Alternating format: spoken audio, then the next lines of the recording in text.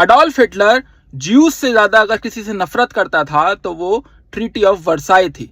Irony ये थी कि वर्ल्ड वॉर 1 के बाद ये समझौता शांति के लिए हुआ था, लेकिन यही वजह बना था वर्ल्ड वॉर 2 का।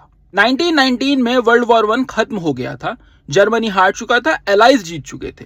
तो वॉर खत्म होने के बाद जितने भी विक्टोरियस नेशन थे, जितने भी जीत चुके थे, वो पेरिस में मिले एक समझौता करने के लिए। शांति समझौता हो रहा था यूरोप को रीड्रॉ करने के लिए, उसकी नई नई बाउंड्रीज खींचने के लिए। अब क्योंकि सिर्फ विक्टोरियस नेशन बैठे थे, उन्होंने जर्मनी को बुलाया नहीं, लेकिन सारी की सारी जो टर्म्स थी वो जर्मनी के ऊपर थोपी गई। जर्मनी को डिक्टेट किया गया कि आपको क्या करना है। ये विक्टोरियस नेशन थे ब्रिटेन, फ्रांस और अमेरिका। जर्मनी की टेरिटरीज छीन ली गई, उसकी जो आर्मी थी उसे हेविली रेस्ट्रिक्ट किया गया और उससे कहा गया कि आप प्रेपरेशंस देंगे। ये 3 तो तब भी ठीक था, लेकिन जो सबसे बड़ा क्लॉज इसमें था वो था मॉरल गिल्ट का।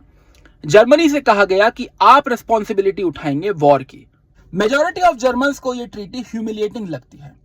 उनका यह मानना है कि हम वर्ल्ड वॉर 1 हारे नहीं थे असल में, जबकि हमारे जो लीडर्स हैं उन लोगों ने सरेंडर एक्सेप्ट कर लिया था, और दूसरा ये जो ह्यूमिलिएटिंग ट्रीटी ऑफ वर्साई है इसको भी एक्सेप्ट किया।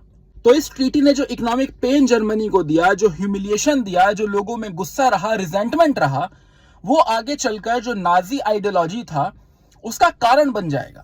जब हिटलर पॉलिटिक्स में राइज कर रहा था तो वो ट्रीटी ऑफ वर्साई को ग्रेटेस्ट ह्यूमिलिएशन ऑफ जर्मनी बोलता था, और उसकी आप अधिकतर स्पीचेस सुन लीजिए, उसमें उस ट्रीटी ऑफ वर्साई का जिक्र होगा ही होगा।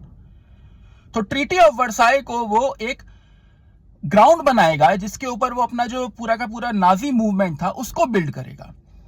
उसका यह मानना था कि हमारी जो ह्यूमिलिएशन हुई है, हमारी जो बेइज्जती हुई है, जो हमें छोटा दिखाया गया है, हमें उसका बदला लेना है, और बदला भी वो इस तरीके से ही लेगा कि जितनी भी कॉलोनीज हमने खोई थी हम सबसे पहले उन्हें पाएंगे, हम उन्हें वापस लेंगे।